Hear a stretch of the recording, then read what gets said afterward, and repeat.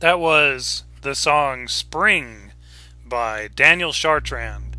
I had one of Daniel Chartrand's songs on my last podcast, and probably if I don't if I don't get any submissions or suggestions between now and the next podcast, I've got a few more of his that I'd be happy to show off because he's quite the electronic artist.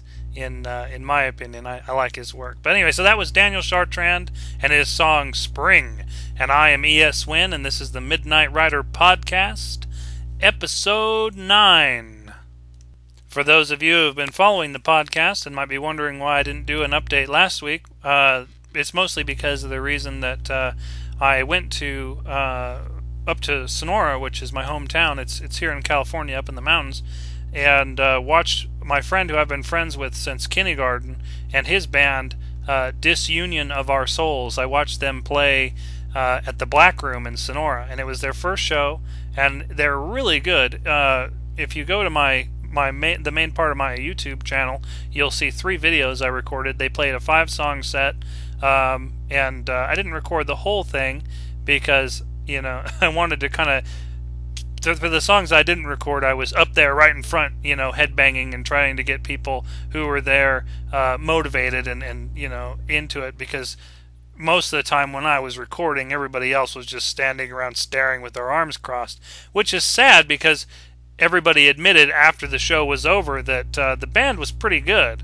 Not everyone who was there was into metal. A lot of us were family members who were just there to check the whole thing out, and I like pretty much every kind of music, except certain types of farm emo and some of the really, less creative rap that's out there.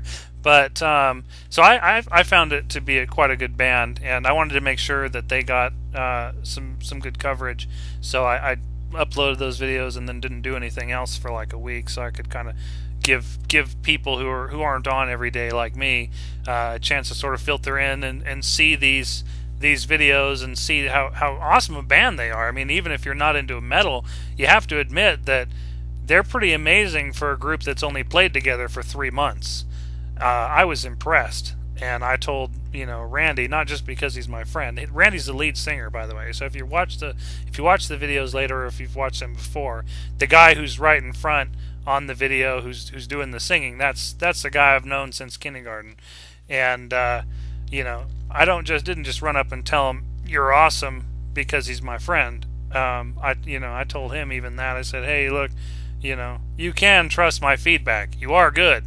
If you weren't, I'd probably say something like, hey, that automotive mechanic thing you've been pursuing, how's that going? I don't know. But my father was there. He was listening to it, and he and a couple of his friends were there, and they all were saying, yeah, I'm not into metal at all, but they're really play really tight. They play like a group that's played together for years. So I was impressed about that, and I'm hoping. I told my friend to let me know as soon as they have studio versions of some of their songs, especially a song that I did not have a chance to record, which is my current favorite of theirs, called "Frame of Mind." And I'm hoping that when "Frame of Mind" is recorded in a studio version, which they told me is going to happen, but when it's available in a studio version to purchase or listen to, I'm going to do everything I can to, at the very least, point out the link here on my podcast so you can hear a really good version of that song. Or even better, I'm hoping I can feature it in the beginning of this podcast. And for those of you who make music and know other people who make music, know that I'm always looking for new music to put at the opening of my podcast. And so feel free to send me your MP3s for the bands that you represent, if you have the copyright, so that nobody gets in trouble. Send me your music, or point me out to a link if it's on SoundCloud or something like that, and where I can download it, and then I can put it on the podcast and put your link out there and put the information out there, because I can't do a lot monetarily to support other artists, but I really try to do everything I can, at the very least, in terms of exposure for helping other artists, because who else is going to do it, And I don't know. There's a lot of reasons why I do it. One of the reasons is who else is going to do it. The other reason is because I've had a few people who really supported me and helped get the word out there about my stuff over the years, and I really appreciate it. It brings a smile to my face every time I see somebody, point out my books or my short stories or my podcast, things like that. So I really appreciate that. And for those of you who have done that, who know who you are, so thank you. And actually, just one of them too. I'll give him a shout out right here because I've been doing a lot of work with him lately. Is Mark Slade, who's doing the Dark Dreams podcast that I've talked about before, and also the Blackout City podcast, which I am the voice for. And being the voice of Blackout City podcast is a really interesting experience. It's pretty fun, and it's neat to be able to read these stories and just kind of get into the character. And I've even written a few. I've written 2 so far, and I really like the 2 that I've written, especially the last one. And when the last one comes out, I'll make sure to mention it on here so you can go check it out, because it's pretty darn cool if you ask me. But Mark Slade's Dark Dreams podcast and Blackout City podcast, those are very cool. I'll put links in the description section of this video so that you can go check those out. It's that link that I've talked about before, the Dead Records on Spreaker, but I will include the link to make it easier to get to and check out. So let's see, other than that, what else is new and exciting, as it were? Well, one of the things that I mentioned last time that I'm working on is the new Kickstarter, Voyage of the Tereshkova, and as you may know, that one's approaching its final date for release. The end of the campaign, as it were, that is approaching. We're down to just a few days now, and I'm hoping that the Kickstarter manages to miraculously make up the $1,615 it needs to make in the next 4 days in order to be fully funded. But who knows, So I'm not going to be totally heartbroken if it doesn't make that $1,615 in 4 days. But if you feel so inclined to back the project within the next 4 days, I would be greatly appreciative. The nice thing is that you can back any amount you want right now, and if the project doesn't get funded, doesn't reach that $2,000 goal before the 4 days are up, you don't pay anything, and the product doesn't come out either. But you only pay if it gets funded. So throw some money. I don't know. I have plans for ways to try to get the product out there if possible, if it doesn't go. But I'm hoping it does. I'm hoping there's a pickup in the last few days. I've been watching the other there's another Kickstarter I mentioned last time. I think it was last time. It was the time before that. The Robotech Kickstarter that Palladium Games is putting out. I've been watching that one, and a lot of the comments section, a lot of comments have come up in the comments section on that one. And apparently these things really pick up in the last 3 days. So we'll see what happens. We'll see if in the last 3 days we manage to make up the difference, and I can create this really glossy, pretty, awesome thing, and with custom character cards to send out to people and stuff like that. I do have one person on the $100 level who is if it goes through, he's going to get his inclusion as a playable character in the card game. So that's kind of exciting. So if we can make up the difference, he'll get his card, he'll get his face and his information on a card, and it'll be cool. And if not, well, maybe next time, right? Some people have mentioned things like, they say, well, I don't know if I want to get it because is there going to be any expansions? And yeah, there's going to be expansions. Oh, definitely, if it goes. If it doesn't, I may still make an expansion at some point if it interests me. If it's one of those things that doesn't make any money, or if it's not going to guarantee that it's going to make any money, then it's more something I'm going to do when I have the time and it sounds fun to me, kind of like the podcast. You know what I mean? It's you have things that you do that allow you to pay your bills as a writer. I mean, being a writer in a sense, being an author in a sense, is like any other job. You have to do what makes money in order to pay your bills. You can't just do the things that are, I don't know, that I don't. How do I put this? You can't just do the things that are fun all the time necessarily. I try to do things that are fun and make money, but when something's fun but doesn't make money, and there are more other projects that do make money, or other things that are fun that might make money, projects that are not fun and won't make money tend to be put on the back burner. So I do have the sort of groundwork laid for at least one expansion for Voyage of the Tereshkova. So there is that potential there. So if it makes money, then I'll be more than happy to continue on with it. But speaking of makes money, I mentioned that there in the last episode that I had a potential article to write for a big magazine with a pretty serious circulation. I think it's 50,000 people is the circulation for this magazine, and I did.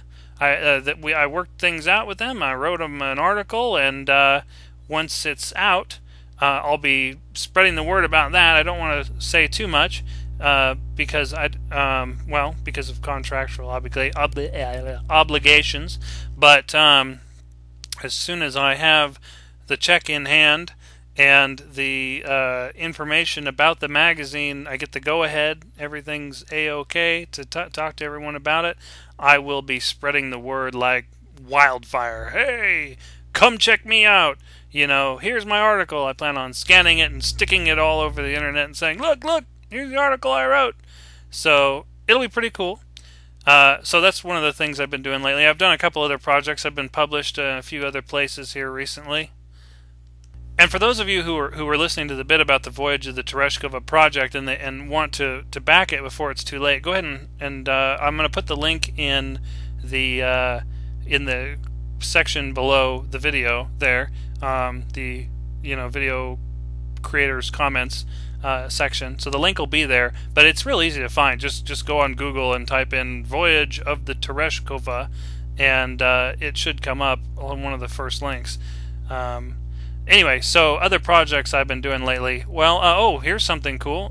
Today I showed up at a first degree initiation at my lodge. For those of you who I'm sure that at this point pretty much everybody who's listening to this knows, I've pretty much beaten it to a pulp, knows that I'm a Freemason. And so if you're just tuning in, yeah. But I don't want to bore everyone else who's been listening to the last 8 episodes by explaining, yes, I'm a Freemason, and here's what Freemasons do. But anyway, so I went to an initiation, a first-degree initiation at my lodge tonight, which was pretty cool. I've seen a few of them so far. And I don't know. I have a hard time giving up my Mondays, which are the days when we do lodge meetings and initiations and passings and raisings and whatnot. I have a hard time with going to every single one of them that's not like a stated meeting. Like we do like a monthly stated meeting. But some of the initiations and passings and raisings, I have a little bit of reticence sometimes, because sometimes we'll do something every single Monday for like a month and a half. And while it's cool to see my brothers in the lodge, and they're awesome guys, and I have a lot of friends there, Monday's the tail end of my weekend. And it's kind of hard to pull myself out of that weekend mindset to go in essentially to do something, how do I put this, away from my wife, because I love my wife, and one of the main things in my life that I have worked towards is having the freedom to be able to spend as much time as I can with her. At least for right now. I've been told that'll change, but whatever. For right now at least, one of my priorities is to be able to spend as much time as possible with my wife. And when, you're having the sort of Sunday blues, as it were, those of you who work weeks and have weekends off, you get near the end of the weekend and you're like, damn, to start work again soon, and then to have that extra 4 hours of weekend that you're supposed to have before work sort of shaved off. You can't spend that time with your wife anymore. You can't spend that time walking around the park or walking around nature or, eating fruit or being dressed in comfortable clothes. You tend to forget, when you're in that mindset, you tend to forget that going to the lodge actually is fun when you're there. You get to hang out with these cool guys. There's a lot going for it, but you tend to forget that because, I don't know, when you're lounging around in comfortable clothes and spending your time with your wife and eating fruit and walking around the park, not much else sounds very fun, you know what I mean? This is sort of the way it is. But anyway, so this guy who was being raised tonight, he's kind of become one of my friends in the lodge. He's sort of one of those. I tend to sit on the outskirts and observe people because that's the kind of person I am. And he's one of those kind of people that finds the people on the outskirts and goes and talks to them. So that's how we met, and that's how we became friends. And I felt like it would be wrong for me to skip his initiation. And I haven't skipped many initiations or raisings or passings. I think I've maybe skipped one out of probably 10 that I've been to, or almost 10, But I thought about skipping this one.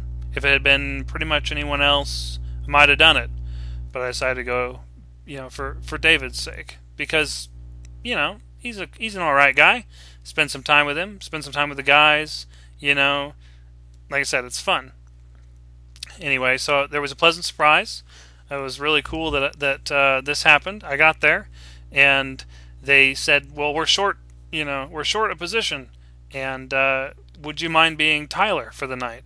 And what the Tyler does is the Tyler sits sort of outside the door. I mean, you can crack the door and listen and see what's going on inside the lodge room if the outer doors are closed, because there's outer and inner doors. But essentially what you do is you guard the door. And it's kind of the perfect position for me, because I can sit there and listen to what's going on. I can work on writing, my own short stories that have not really anything to do with masonry, while I'm sitting there, or I can read through the monitor, which has different stuff in cipher in it that has to do with the litanies and whatnot that you repeat inside the lodge room. I can sit there and read that, or I can read a book or whatever while I'm sitting there, and then I just make sure to open the door when someone walks up to it, stuff like that, or when someone knocks on it, that kind of thing. And so it's really the perfect position to me, and it's cool because it's one of the officer positions. It's one of the critical positions, in terms of Freemasonry and running a lodge. So it was really cool that they were like, "Hey, you've been passed. You're now a Master Mason. You're one of the big boys, as it were. You're one of the adults, as it were. So would you like to do this? Would you like to be the Tyler?" I jumped at the chance of that. Heck yeah, that is awesome. Yes, please.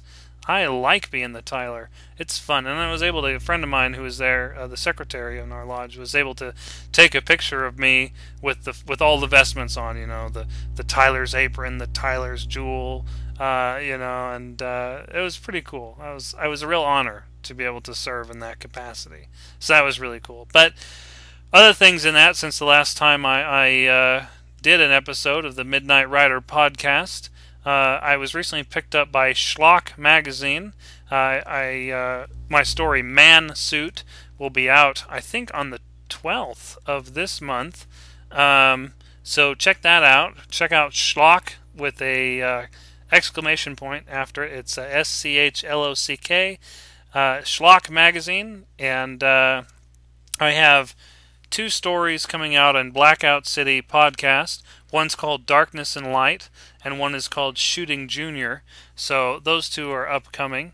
I also am going to be in an episode of Surreal Grotesque with my story Prey. I'm not sure if I mentioned that before or not. Oh, and the anthology, there's a Doctor Who themed anthology called 12.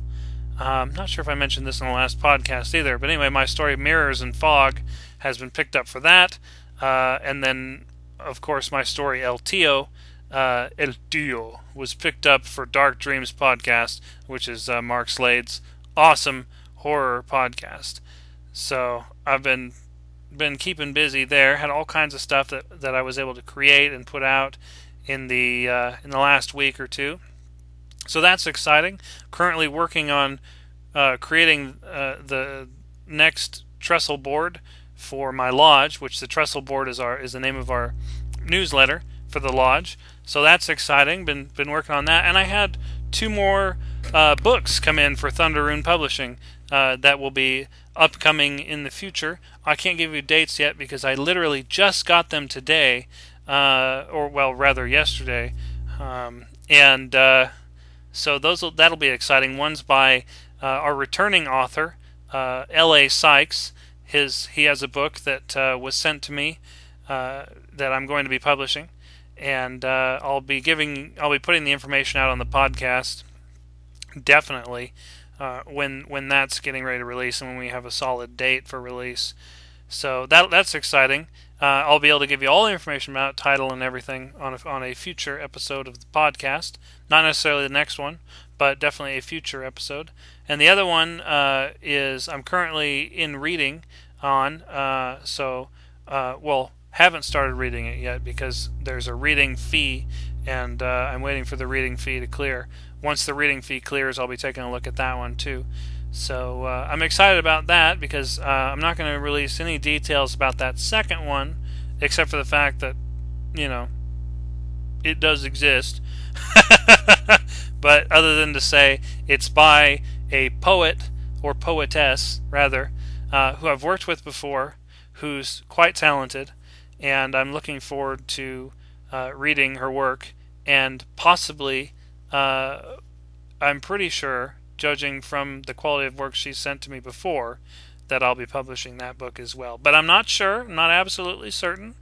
Contractually, I'm not allowed to say that I'm going to accept it until after I've cleared everything up and looked at it and had a chance to read it, and it wouldn't really be fair to the author if or anybody else who submitted books to Thunder Rune Publishing if I read it and accepted it before reading it, or any of this kind of stuff. So it is exciting though that I have another book to read and potentially publish. So if that one gets picked up, I'll be announcing that one through here as well. So all kinds of exciting stuff, all kinds of interesting developments through Thunder Rune Publishing.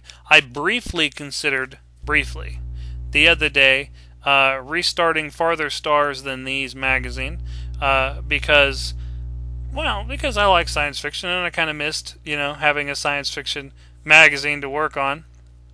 But ultimately, it's funny how the universe works. You start thinking about start getting real serious about it. You're like, I think I might want to restart that magazine. I think I might, and you start thinking about ways that you could do it, and you start thinking, who can I contact and say, hey, write me a short story that's under 1,000 words, and I'll, that's science fiction, and if it's good, I'll put it on the magazine, and we can get like a month cushioned and get it all going, and it'll be exciting, and we'll have Farther Stars Than These running again. You start thinking about all the people you're going to contact, and then suddenly, just by chance, fate or coincidence drops, a bunch of work in your lap that you can't ignore.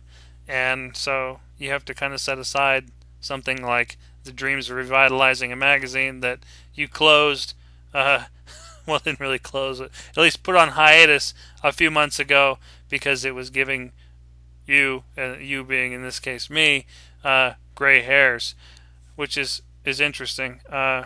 So, and literal too. I never thought I'd have gray hairs at 20. Well, I'll be 29 on the 17th of this month, but I never thought I'd have gray hairs so early. But maybe I need to slow down and not work so hard. I don't know. It's hard not to work so hard when you have a student loan that is looming on the horizon. But I've talked about that before. I'm not going to bore you with too much talk about my student loan now or in the future. Here's hoping that once the payment goes up in price, triples from what it is now, this time next year, that I'll be able to easily kick its ass, and I'm thinking I will be. I'm staying positive. I'm setting aside a savings, so at the very least, if I can't do it, at least I'll have a good 6 months or thereabouts of being able to sort of squeeze by on it next year before I have to, I don't know. I've been looking at different options, like, dropping $200 on a guard card so that I can, work graveyard shift as a security guard.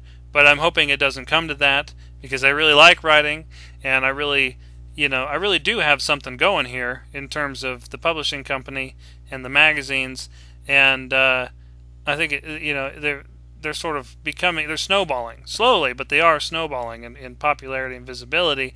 And it would be sad if everything got shut down before it had a chance to really go nuts because of a student loan payment. But that being said, I mentioned last time on the podcast that I'm kind of an unknown writer still in a lot of ways. It is nice that there are people who come out of the woodwork, like with this magazine that has the 50,000 or thereabouts circulation. It is cool that a magazine like that will come out of the woodwork. They'll look me up and say, "Mr. Wynn, we want you to write an article for us, and we will pay you this much money, and it's an offer you can't refuse." You know what I mean?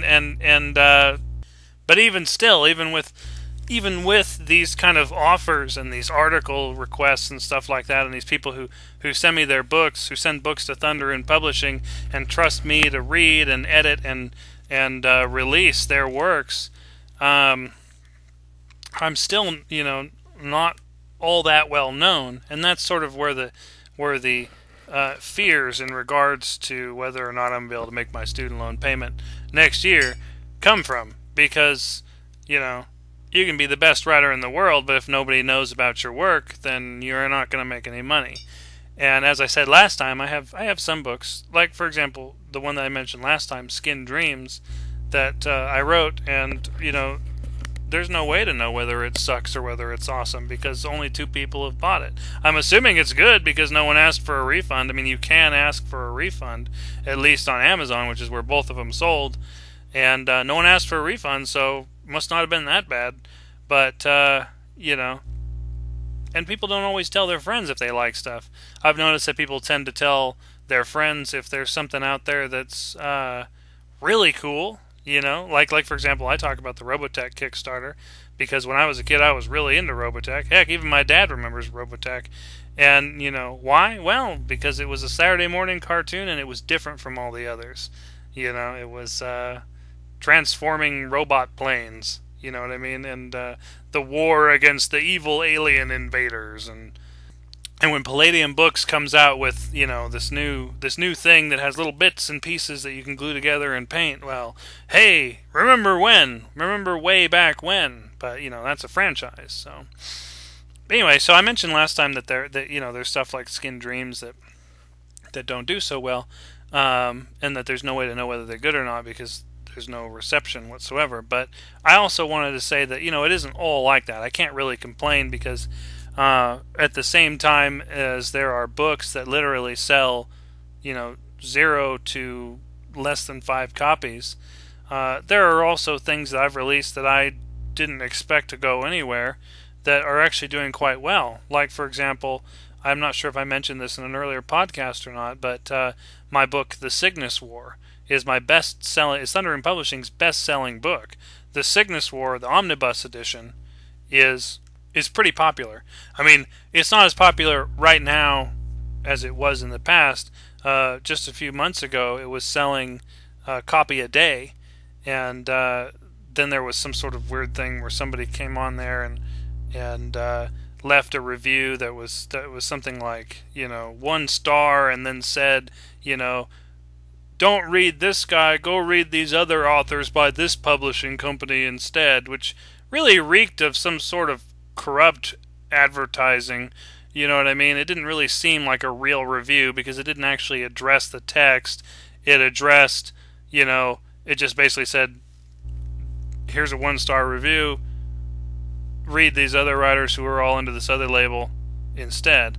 And I had, a number of fans of mine go, well, that's screwed up. People I don't even know who said that's screwed up and marked it down as on Amazon as and reported it and stuff like that. But as far as I know, it's still there. Amazon is interesting that way. They'll wipe out, all kinds of independent author reviews that are positive, but the second there's a negative review that's like, by authors that have been published by Penguin Putnam instead, or whatever, it's not necessarily Penguin Putnam, but one of the big six, they'll leave it up. Doesn't matter how many people report it, and that seems a little corrupt to me. But anyway, up until a few months ago, that was my best-selling book. It still is pretty good. It still is a pretty good selling book. It doesn't sell anywhere near as much as it was. Its meteoric rise was unfortunately halted by that weird review. But I have another one which since then has really rocketed up, which is called The Quiet Apocalypse, which was part of, I think it was originally part of the short story combination or collection called Rim. And Rim is sort of, the frontiers of science fiction. And The Quiet Apocalypse was an interesting idea I had. The Quiet Apocalypse, the idea is that you have a sort of an end of the world scenario, and the main character doesn't see any of it. The main character just kind of is there as, the power goes out, and the water doesn't work anymore, and the traffic on the highway stops, and the character has no real idea what's going on, just that the world has ended, and kind of, survival isn't necessarily that hard because she lives in an area that's relatively remote, and, anyway, you'll have to read the story because there's more to it. There's much more to it than that. But it was an interesting idea. I had this idea of somebody who lives through the apocalypse but is sort of almost untouched by it. You know what I mean? And that one's actually doing really well. Lately I've been selling at least 2 copies of that every single day. Last week, I think it was on Friday, I sold 6 copies in one day of that particular one, which is pretty darn cool. It's 99 cents a copy, which means I make 40 cents, for every sale. But, it's cool that it's become that popular, that there are that many people who want to read this book, or this, well, it's not really actually, The Quiet Apocalypse is one of my e-shorts, e-short that's available through Thundery Publishing. It's cool that many people want to read it. And so I'm just hoping that one of my bigger books that brings in, I don't know, $5 or $6 a copy per sale, that one of them starts selling 6 copies a day. That would be cool. That would make the student loan payment real easy to kick once it triples in size. But I don't know. We'll see. There's a part of me that's not really too worried about the increase in the student loan payment because of the fact that I was worried about it when I had to start paying it. I thought, I can't possibly make $110 a month, and I'm sure there are people out there that are laughing their asses off at that.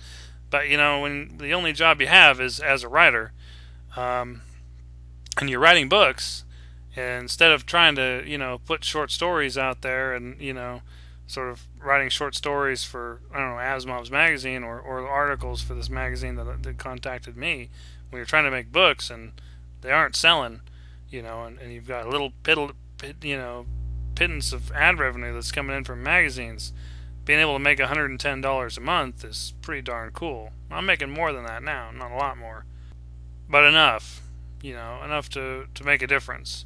And when that student loan payment triples come April of 2014, I'm thinking that maybe there is a chance that this, thing that I've built, this, I don't want to say empire, but the infrastructure I've built in regards to Thundery Publishing might finally start to bring in enough cash that I can take care of that, my student loan payments, and have a little bit of extra scratch on the side to throw at things like, I don't know, car repair and stuff like that, you know what I mean?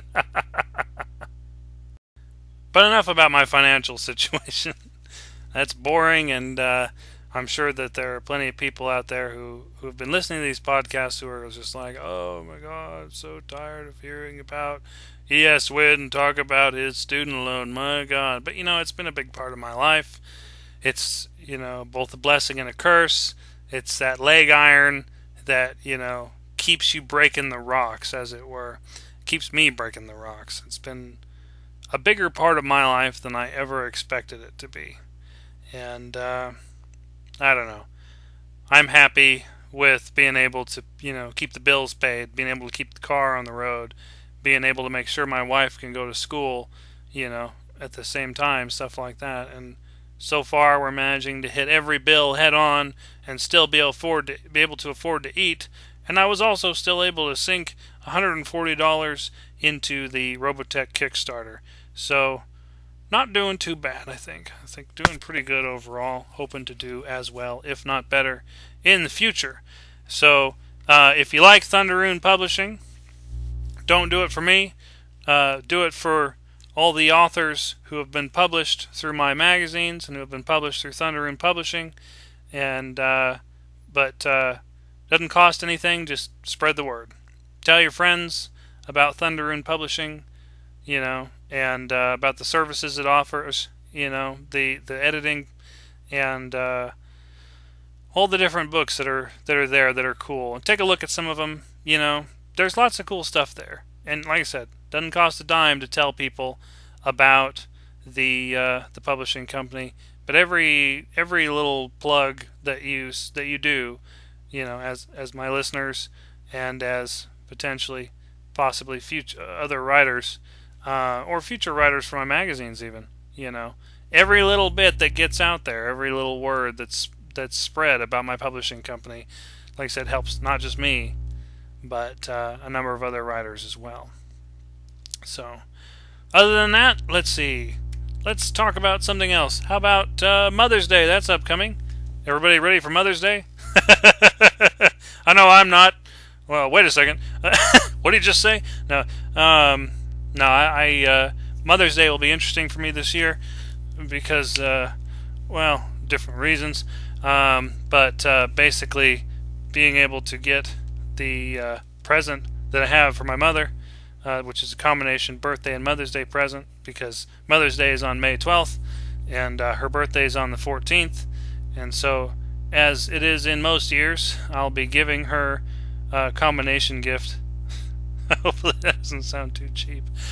But I've got a lot of neat things that I've made and picked out that I think she'll really like. And so for those of you who are now scrambling around going, oh crap, Mother's Day is May 12th, what? Sorry. But now you know, and you can send your mom roses. But also, speaking of those of you who may be writers, as I mentioned earlier when I was talking about the importance of sort of spreading the word, because that is, word of mouth is the most powerful advertising, and advertising is required to keep any business going. Regardless of what people might think, business can't survive without advertising. Anyway, for those of you who are writers, we are definitely looking for new submissions for Daily Love and for Leaves of Ink. My Daily Love, for those who don't know, is romance, fiction, and love poetry. It's right down to the wire. I've been scaring up, good submissions. I'm not going to take just anything, of course. You can't run a magazine by publishing crap. But I am attempting to scare up submissions. I'm sort of getting a little desperate now, because it's that wonderful period where we are coming up on final exams. And since a lot of the writers who submit to Daily Love are college and high school students, submissions tend to dry up around finals, and they tend to spike again during some of the big breaks like Christmas break and Easter break. Those tend to be really big times. But so I had an unusual amount of submissions that came in during Easter break this year, and but I had to reject probably 50% of them because not every high school student has got their style down yet, unfortunately. There are some really outstanding high school and college students, especially college students, and that's not ageist, that's just they've had more time to practice their art. But there are some high school students who really impress me. And but anyway, that's kind of dried up, and like I said, I'm scaring up what I can. If I didn't send you an email and you're listening to my podcast and you're feeling left out, please don't. I only sent an email to about 3 people who are probably spending most of their time sitting on the couch otherwise. And for those of you who are writers who did not get an email, please feel free to send short stories and poetry, especially poetry, because Leaves of Ink is a poetry magazine. Daily Love publishes primarily poetry, but if you have a poem that you are proud of, feel free to send that within the next few days to Daily Love, and there is a good chance that if it is pretty good or relatively decent or can be polished up to that, therefore being worth publishing in a sense, there's a good chance that you'll be getting in. So send those along. Daily Love is www.dailylove.net. Leaves of Ink is it's www.leaves-of-ink.com. So check those out. Tell your friends, please tell your friends who are writers, so we can get more stuff in there. I know everybody's busy right now, and I'm not saying that the magazines are going to sink if they don't get submissions, but always makes it easier, and it is definitely a good opportunity to get in if you feel at all self-conscious about your work. You can rest assured that it won't be rejected because of something silly like space constraints, because there's plenty of space. So send it in. I'll take a look at it. We'll see what we can do. And so there's those. But I don't really want to turn this into an entire podcast just about the stuff that I think you should do or spread the word about or buy, because even I would not want to listen to that for an hour and a half. So I would say, other than that, things that might be of interest is currently working through a couple projects right now, progressing on to new ones. Myself, as I mentioned last week, the one that I'm putting the most effort into besides the Voyage of the Tereshkova is Liber Velum Vocis, which is called the Book of the Veil of Voices, and that is going to be an interesting one coming out. It's all entirely handwritten like Liber Luminopticon, and I'll be putting that one out. Hopefully, I'm aiming to put that one out just before or around my birthday, but it is going to take a lot of work to try to get it done that early, so I may have to release it afterwards. But it's a busy month for me. Got a lot on my plate this month, so I don't know exactly how many Midnight Rider podcasts I'm going to be able to release over the next few weeks. I'm also up in my wife's study for her math exam, which is this month, both math exams. So it's very busy around the Wynn household. But I tell you what, since we still have some time left, in order to make this podcast more interesting, I'll read you some poetry and some flash fiction type stuff by some authors who I've published through Thunder and Publishing, so you can get an idea kind of some of the material that other people have written that I have published, or I've had the honor of being able to publish through my publishing company. So I just kind of just now I just paused this just for a moment, and I went through and I pulled out some at random. So consider these like if you're just flipping through books and you went to a random page, you would see these works. So here you go. First on my list that I'm going to read for you is from Glenda Jane Grande's book, A Beginning Within an End, which is a wonderful poetry chapbook published through my publishing company. And the piece is called Papier. So let me read that to you. Papier by Glenda Jane Grande. So let me read that to you real quick. Papier. Paper planes roam the sky as origami flowers litter the garden beds in a world of paper.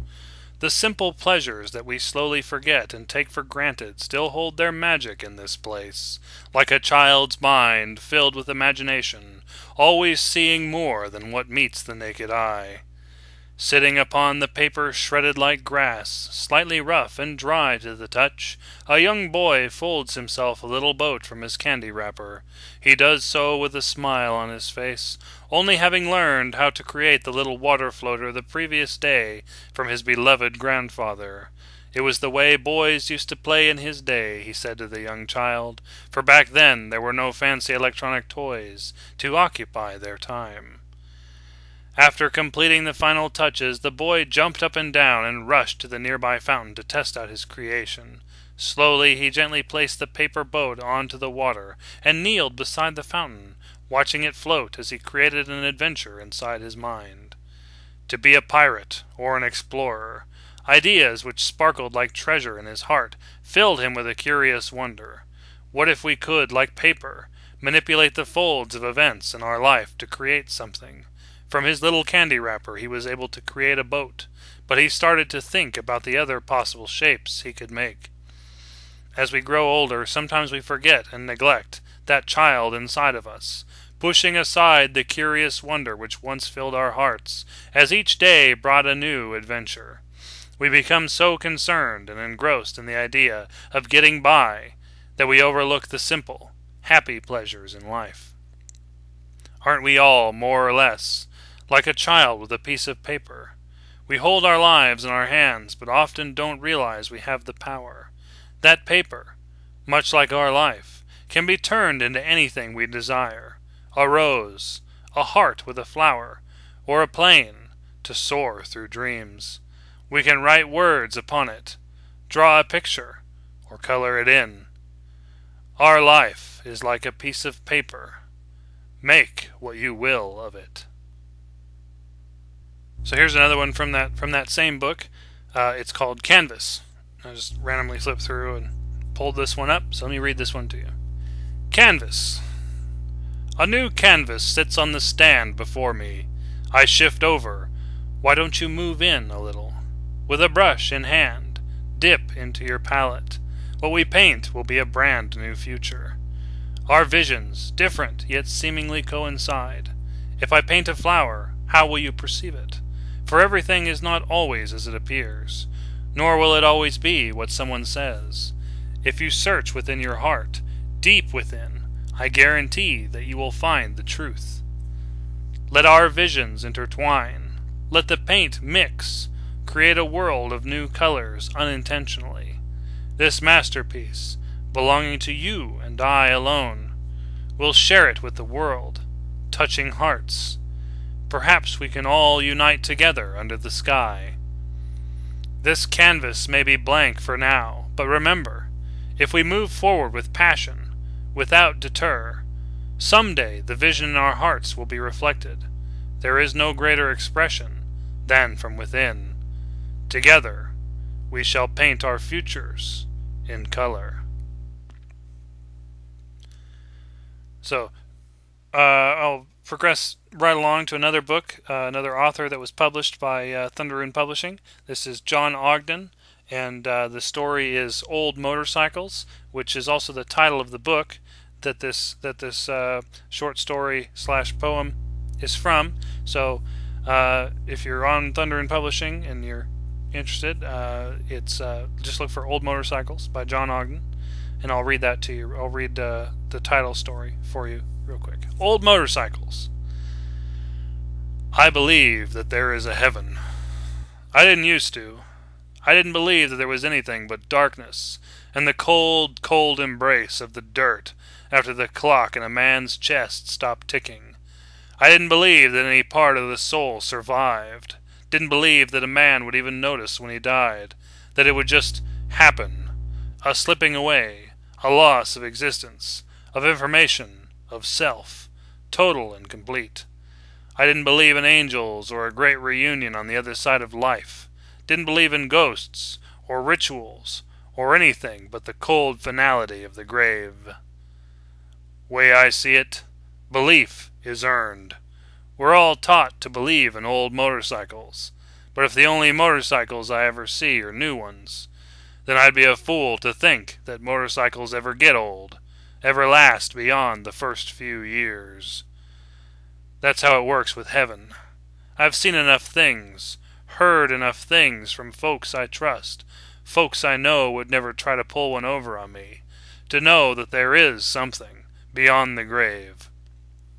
What it is, I don't know, but it's there, sure as old motorcycles. And that thought, well, that thought gives me a baseline of hope. That thought makes me a little happier, knowing that the people I love are out there somewhere, waiting for me. It's nice to know that I'm bound to see them again someday, feel them even. It's nice to know that the faces and minds and hearts I loved aren't totally lost, obliterated by time as if they had never even existed in the first place. I am a man. I miss my father. I miss my mother. I miss my old granny, and I miss my Spitfire grandmother on my father's side. I miss my wife, and all the dogs and cats I ever had. I miss my kids. I miss the house I grew up in. I miss that old oak I used to climb. I miss the old machine shop my family owned for generations before the recession up and killed it. I miss my uncles, all 5 of them. I miss all the old guys who brought me into the lodge, even though they're with their wives again now. I miss my friends, the guys I used to climb mountains with, and the guys I used to play poker with. I miss the guys I served with, the guys I leaned on, and the guys who leaned on me. I miss the people who raised me, the people who taught me, all the people who ever stopped to talk with me, and all the women I ever chased, when skirts were longer and music was slower.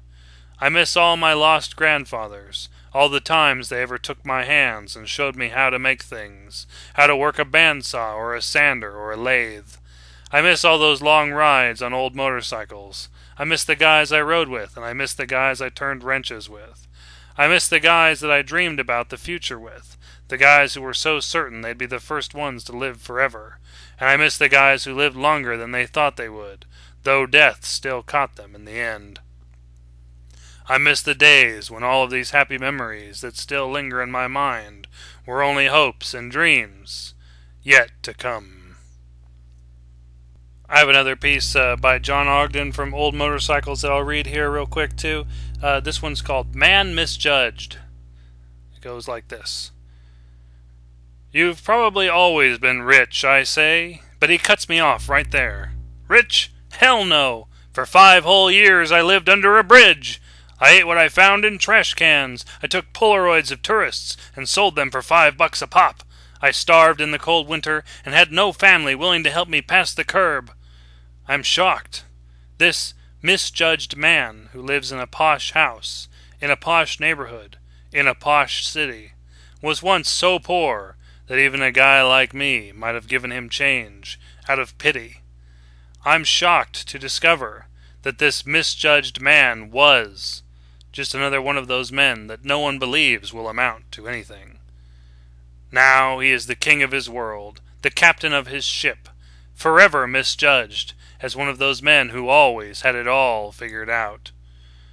Turns out he's just another man, like me, who walked into a 6-figure job after 6 years on the street. So that's a pretty good one, in my opinion. I like that one. That's from the same book as Old Motorcycles. Well, the book is also called Old Motorcycles. And I think I'm going to go right on to, I've got another one pulled out here, Combat Medic, which is a poem that's included as part of Christopher S. Hinkle Sr.'s book, Parade Rest. So I'll read Combat Medic to you here real quick. You can get Parade Rest from Thunder and Publishing.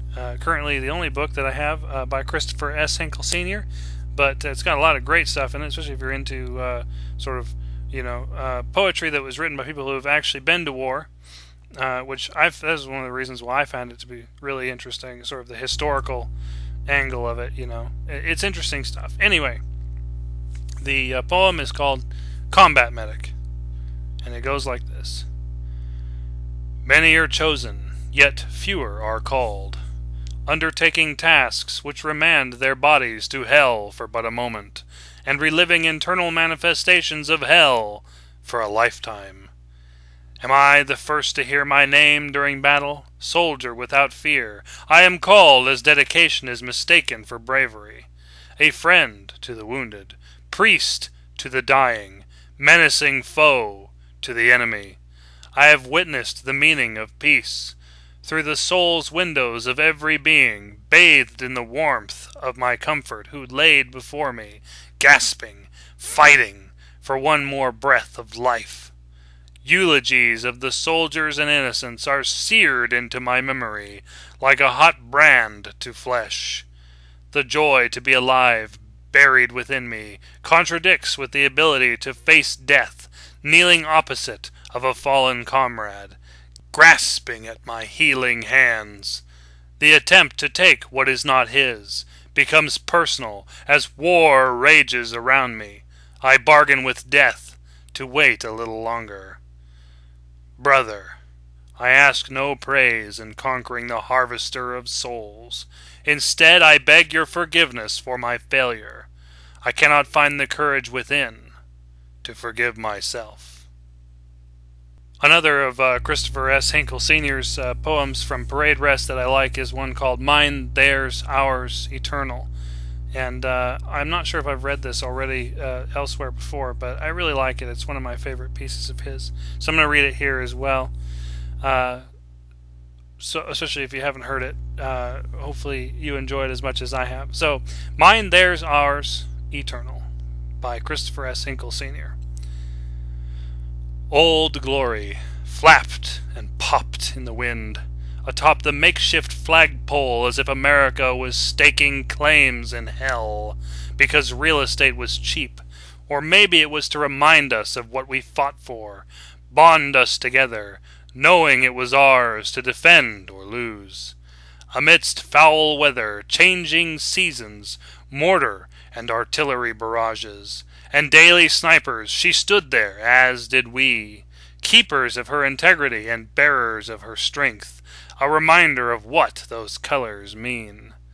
I'm sure she's still there, or maybe on the wall behind some officer's desk, but I like to think she still waves at those few who stand on walls, offering hope for a better tomorrow, letting them know she's theirs to defend or lose. So I really enjoy, well, pretty much all those poems. I don't think I'd publish them if I didn't enjoy them, right? You know. So we still have some time left, and I'm not quite ready to call it a day yet. I think what I'm going to do real quick to sort of wrap it up is I'll read you a couple of my poems, which are out there as well, and these are from my book Rash Door, which is a poetry collection. That's all it is just poetry that I put together over the years. And I flipped to a random page, and I was looking through just now. I had just paused the recording to look through the book, and within a few seconds found one that I dedicated to my wife. So I'll start by reading that one. I'll probably do one more, and then we'll wrap it up and call it a night. But so this one's called Desiree, which is my wife's name, and this is from E.S. Wynn, my book Rash Door. Okay, Desiree. Radiant velvet and gray, standing at the curb between there and here. We meet in streetlight darkness, that first connection, that first lightning fire reaction. Building, rising, flaring, melting soul, crackling electric through taut senses, fueling the need for more. We move as one, lips seeking, hungry, unable, unwilling to part, weaving sound, beauty lit by passion, blossoming even as the lingering of lips gives way to the beauty of eyes that smile, stare back, connect soul. I touch smooth curves, skin, shoulders traced beneath my hands, the same hands that move together, meet yours, move across, intertwining as one. I love the way we fit together, the soft serenity of your body against mine. How natural it feels, how necessary each kiss, each touch and thrust of tongue. As I lay there breathing, holding, touching, and your soft, sweet scent plays along my senses. I smile, note the way that you breathe, wish that each perfect moment, each kiss, each snuggle, each playful nuzzle and smile could stretch to fill a lifetime of bliss, joy. Also in Rash Door is another piece of mine called Suburban Soldiers that I wrote back when I was in college, which was actually accepted into the Sacramento Bee, which is the local newspaper here. So that's pretty cool. So I'll read that one to you guys as well. Suburban Soldiers from E.S. Wynn's Rash Door. Vibration dampeners, ergonomic harness, and padded hip protector, heavy-duty handles, and a wicked tension system. Kept slick by automatic oilers, straps tight, state-of-the-art, visceral orange plating, a quick flicker of sharpened steel, the weapon, hydrostatic, automatic, chromium blades. Our man is Paco, Juan, Jose. This jungle is not Vietnam, not the Sudan, and these fearsome, jowled generals, standing vigilant on silent porches, like forgotten tank commanders, are little more than suburbanite lords, masters in a peacetime trade, with balding pates and potato chip midsections. This wholesale slaughter is no mere war on terror. This wholesale slaughter is a daily duty in a rich man's yard. Ah, heck, I'll throw in a funny one, too. There's a few poems here in Rash Door that I wrote, which are meant to be more humorous and less serious. I mean, like, the first one was sort of, I love you, my wife. The next one was sort of somewhat of a political commentary on the some of the people I've seen around. They don't do their own yard work. They sort of hire illegal aliens to do it, which there's nothing wrong with that, I suppose, but I do find it kind of humorous sometimes that that whole setup and the way it comes together. But I also have some funny ones, and one of them that I got a kick out of that I'm not sure if any of my listeners will get a kick out of it. It's kind of esoteric in the sense that it's based off of a poem by a guy named Jubilate Agno. And it's the poem. I ran across it in one of my classes. Basically, it was, if I remember correctly, it's called Fragment B, or For I Will Consider My Cat Jeffrey, and it was brought up in the class as sort of a humorous poem, something that this guy wrote, I suppose, while he was in prison, and about his cat Jeffrey. And the thing that was interesting about this poem is that every line begins with the word "for."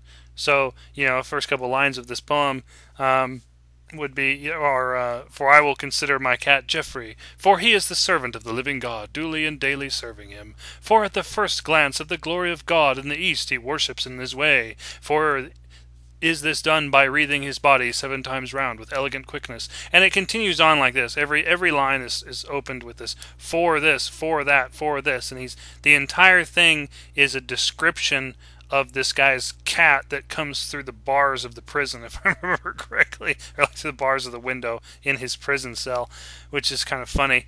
And I always was kind of struck by the silliness and the strangeness of this poem, so I wrote one of my own that had to do, or sort of dedicated to this cat that I had at the time, who was, for lack of better terminology, sort of mentally disabled, and I don't know. He's always doing things that was kind of hard not to laugh at. And so I dedicated a poem not just to this cat. The cat's name is Monkey. Not just to Monkey, but also to Christopher Smart's Jubilate Agno. And so hopefully you get a kick out of this one and its English grammar, history, nerdiness, as much of a kick out of it as I did. So it's called I Want My Jubilate, for his name is Monkey. And it goes, for he is passionate as any lover, for he lies about lethargic in his ways, for his fur is white, his ears and paws brown, for his eyes are blue, for his meow is keen and high, for his nose is soft and inquisitive, for he goes limp and begins to purr, for he loves to be held, For he used to want much for attention, for he used to stink, for he became too distracted by his testicles, for we had to remove them. So I got a kick out of that one. I had to sort of do my tribute to Christopher Smart's Jubilate Agno. So that was fun. I think I'll read one more in the time we have. This one is called Of Minerva. It's also part of Rash Door, and it was published I think it was originally published by See the Sun magazine. Probably 2004. It's been a while ago. But I'll read this one to you as well. This one it's called Of Minerva. At the time, I had a cat that I loved absolutely dearly, named Minerva, and so it's sort of it's a tribute to that cat that sadly since then has passed on. But I'll read it to you, and probably go to a closing after that. All right, here you go. Of Minerva by E.S. Wynne. The goddess of healing and war, curled tight in the crook of my leg, a purring huntress with appearance fair, her coat the color of a dark and mysterious grove, beset by the first golden rays of the sun, brilliant strips of burnished gold set in among the dimness of the forest, brushing the edges and peeking around the trunks, a feathery halo crafted of bronze flame.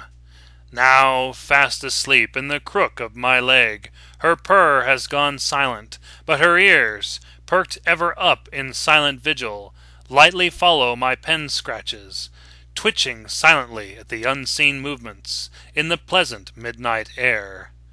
Still resting comfortably in the crook of my leg, she gently stirs, then lightly lifts her dark head from the gray and clay-stained sock, staring up at me with blurry yellow eyes, and I swore I saw her smile. Yet again she rests, in the crook of my leg, gently twitching in the wake of a dream. We are together so rarely now. This moment is a true gift, and the atmosphere is filled with a sort of timeless love. The feeling, restorative, refreshes, a feeling that could rival heaven in its blissful eternity, for no afterlife could ever compare if my goddess of healing and war were not curled tight in the crook of my leg.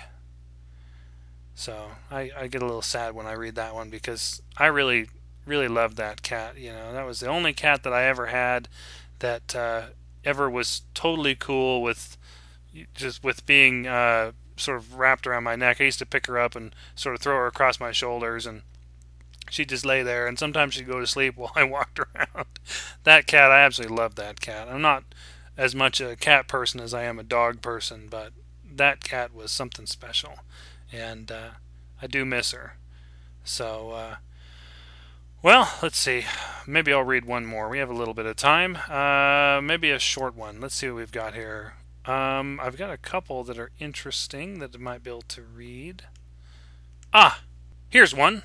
It's called Wait 5 Years, and this one is a book, or not a book. It's a poem that I wrote, sort of inspired by the book that I was writing. It's called Last 5 Years.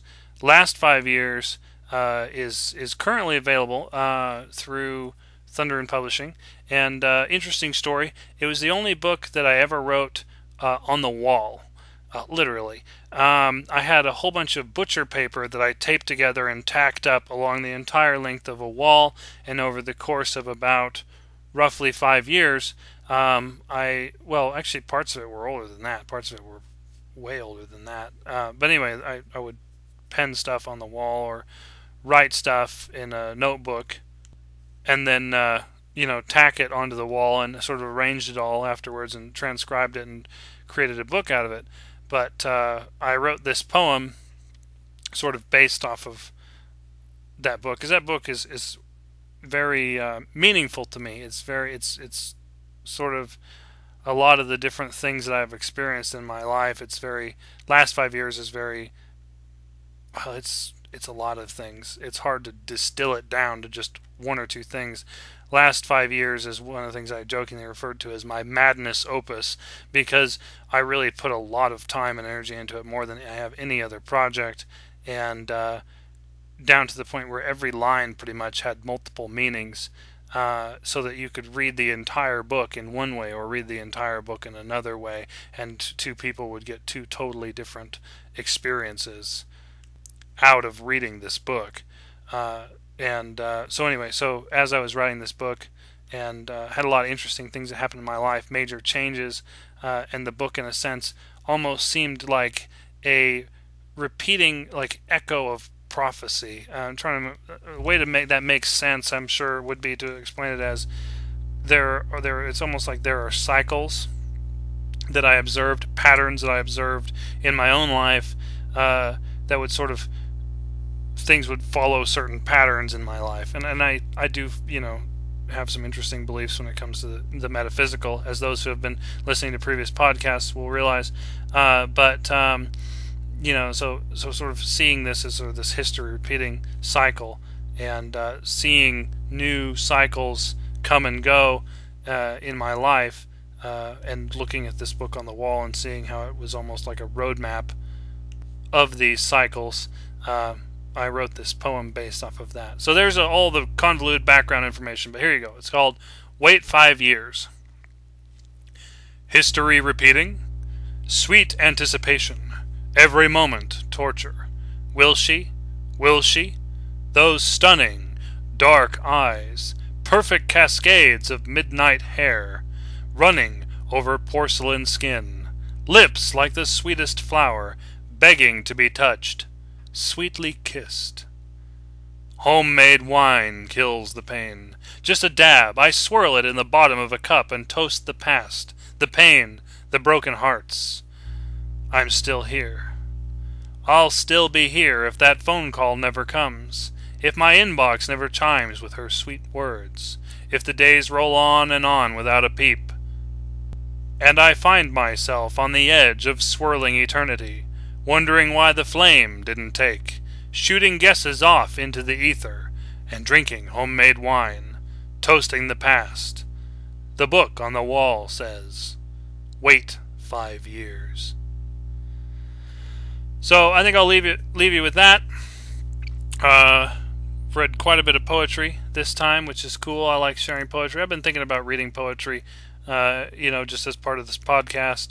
Not necessarily this particular podcast, but the Midnight Rider podcast in general, for a while now.